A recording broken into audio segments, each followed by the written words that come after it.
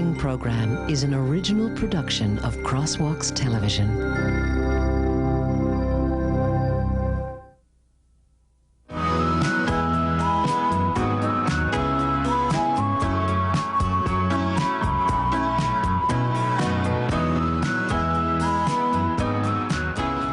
Literary Arts Center at Bronx Community College, City University of New York, we want students to realize that literature can be a meaningful part of their lives.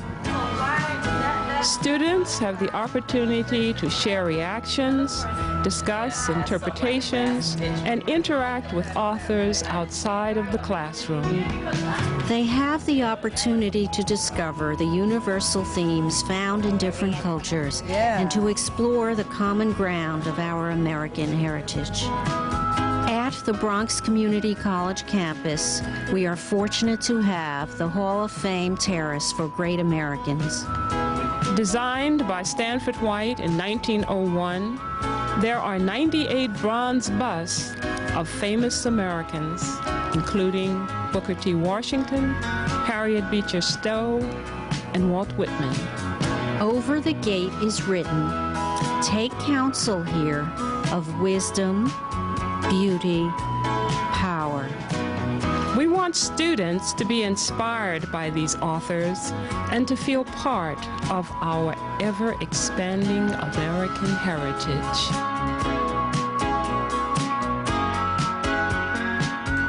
We get together every week to discuss the work of a chosen author. Here, we are discussing the E.P. Jones short story, Butterfly on F Street. For a minute, why do you think this is called A Butterfly on F Street? For a while, and then all of a sudden it was just floating in midair or something like that, you know, like. So you it think was butterfly completely destroyed, and it's just, she didn't know how to put it back together. It's just going. All right. Any other theories? Well, I'm thinking about the other woman. Okay, the other woman she thought would be uncaring, unsensitive, and total evil person. And then when she started talking to her and got to know her for that short time, she realized that she wasn't. She was. So she could actually relate to her. And what does a butterfly? She was a beautiful person, totally opposite from what she had thought. That was the way that she found the mistress. Because she was walking and looking at the butterfly. All of a sudden she stops, and the mistress is right in front Perhaps of it her. was the Mildred who made the metamorphosis, the change. All right, remember a butterfly makes a metamorphosis. It grows into something beautiful out of something ugly. Maybe she grew out of that experience. I would think. I understand what you're saying too. Yeah, I didn't think about it that way. I didn't say God wasn't with me. Yeah, because I don't think Mildred ever thought she had God with her. I think that she only put his note in the Bible as a, you know, like some last. No, that like she didn't believe in God, but she knew, you know, she must have known God's strength. She must have been brought up like that enough to have a Bible in her home. And I think that she put his note in there as some like last-ditch hope that he would really come back to her. I don't think she ever believed in God, but I don't think she ever had it. The Bible says, you know, cast your cares upon the Lord, for He cares for you. So she was just casting her cares, hoping that the Lord would just take care of everything, not so much. But she was astonished to see such a thing. Wasn't she also, was there a parallel between that butterfly then and the Because mistress? the pain Mildred suffered when her husband left was pain that she was overcoming at this time. It had been 2 years already, and she's gotten over a lot of the pain and the suffering from that. And the other lady, she spent two years with him, helping him through his illness. And I think at this point, she had a greater loss. I mean, I'm not saying she had a greater loss, she feel more saddened than Mildred. Mildred lost him a long time ago, and the other woman just lost him. So I would rather be Mildred. I think both of them, I don't want to be either one of them because it's still the father. But the daughter took it upon herself to hate her father. Because the mother just wanted her to forget, to say, go to your father, you know, love him no matter what he did, he's still your father. But she didn't see it that way. She saw it that she left my mother. I hate him now. If it would have been my husband and you had come to my family's gathering on my husband's passing, I would have seen it as absolute disrespect. How could you? Yeah, to come with her, like, because that's like really rude.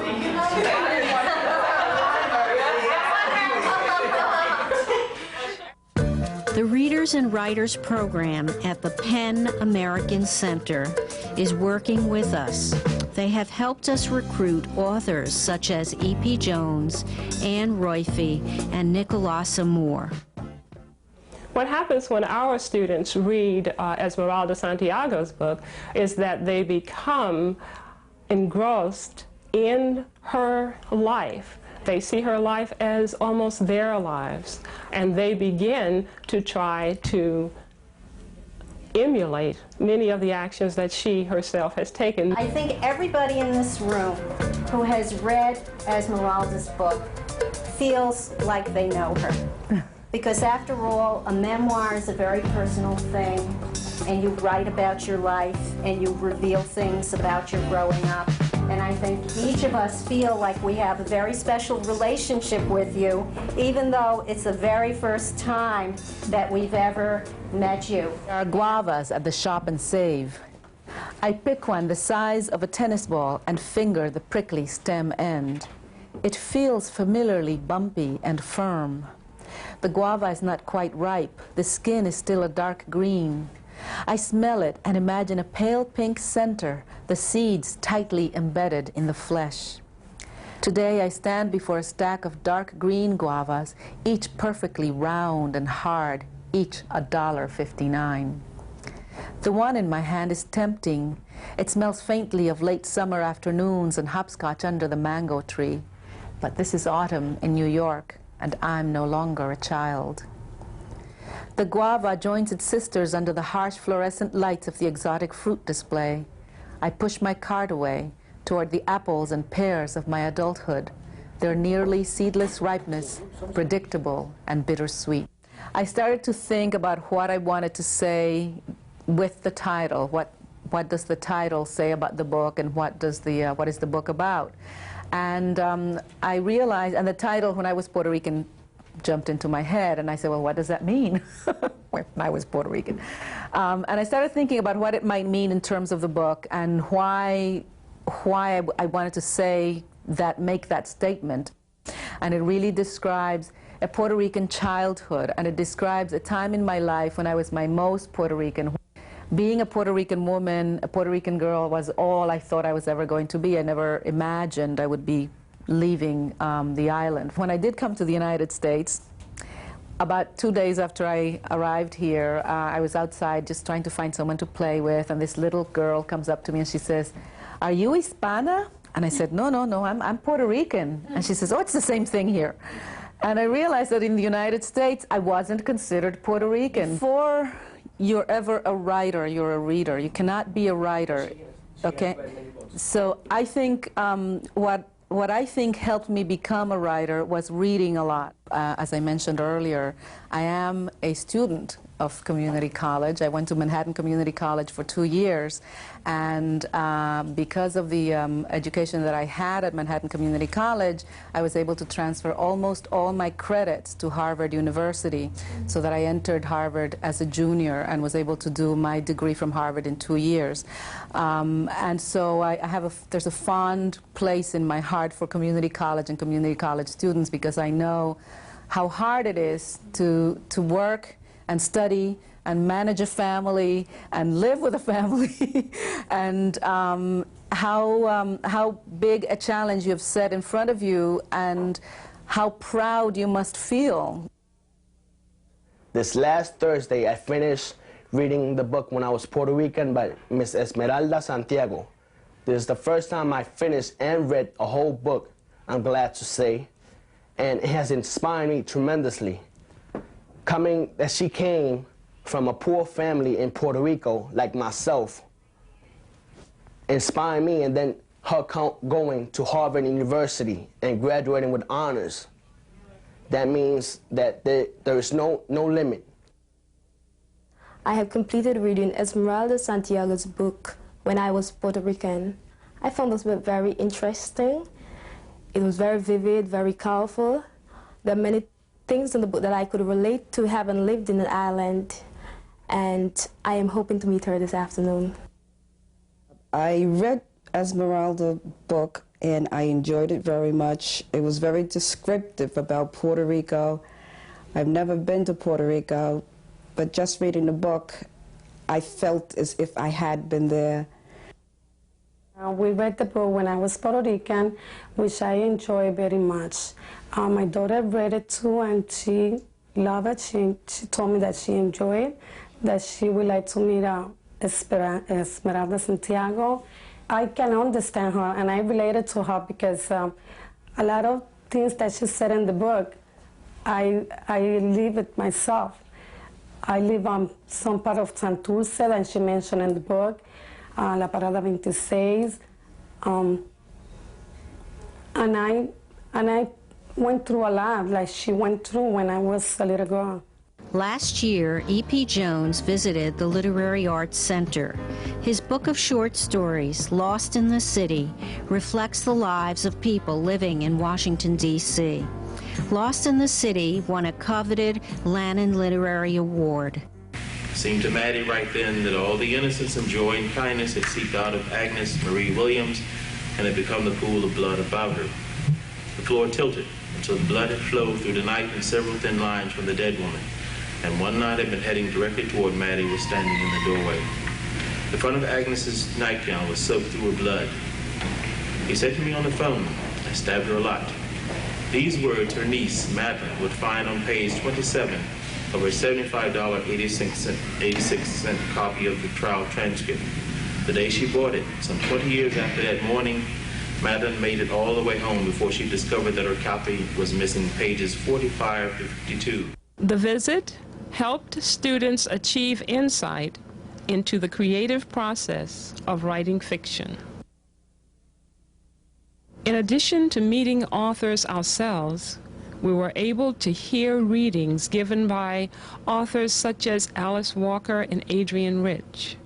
I hope that the Literary Arts Center will not just be a center that just stays, within a room, but I hope that it would expand, that more people, more students will come, that more people will be encouraged to read more books, that we would together, will be able to come together, in unity, sharing different cultures, as a thought came to me saying, I hope that the Literacy Center could be an encouraging thing for people saying, like, take a trip with us around the world, but we're not leaving the class. We're going to stay right there in the classroom. We have had group discussion in the Literary Reading Center, and it's great because you participate with other students, and the group discussions are fantastic because you hear your opinion and other opinions about other students. It's been a great experience reading the book and also knowing that I'm going to meet the author, and I feel great about that. So not only I've been reading the book, but it makes me feel like reading more. His book is fantastic. If you've read it, you know that. I do want to be an author. I would like to write. And so I think it's a good opportunity for me to meet him because I have questions on how to begin my career in writing that I would like to ask him. I hope to see a lot more students of this college coming and being part of the Literary Arts Center because it's very good, and I hope the Literary Arts Center turn out to be a big thing. I'm very excited about the experience that my students are having this semester, namely the reading of the book Lost in the City by Edward P. Jones. And what they're excited about is that they will get an opportunity to have someone actually autograph the book that they're reading, and this is the author. It's one of the first times they've ever had the opportunity to really think about the relationship of a piece that has been written and the author who wrote the work. And it's one of the first times they get a chance to speak to the author, to ask the author questions in person, and to get a copy of their book signed by the author. It is also a wonderful experience for them to see the common humanity that people from various different cultures have and the problems that not only they may experience, but that people from other cultures experience in the very same way. I am thrilled to have a published author of the caliber of Ms. Esmeralda Santiago here at Bronx Community College. I teach an RDL class, which is Reading and Study Skills class, and I teach an education class, creative survey of educational theory and practice. And I'm so happy to be able to expose my students to something as wonderful as actually meeting an author. A college is not just classrooms and students and administrators. It's the ability for students to interact with people who are actually in the forefront of the literary movement that makes it something special. This is just a tremendous opportunity for students to develop and learn things about themselves that they would have never known. It gives them a chance to express the kind of creative skills that they would not otherwise have an opportunity to express. You know, what happens with many of them is that they simply don't know what they can do. And perhaps they probably have doubts about it. And this kind of center gives them an opportunity to see what they can do, to learn that they too can be a famous artist, can be like the persons that they read about, that they admire. This semester, we've read from General Colin Powell's autobiography. We have read Waiting to Exhale, and we are going to a reading given by Terry McMillan. Penn has written to several authors on our behalf. At the Literary Arts Center at Bronx Community College, we are inspired by our tradition, and we look forward to our future. We take seriously what is written over our gate. Take counsel here of wisdom, beauty, power.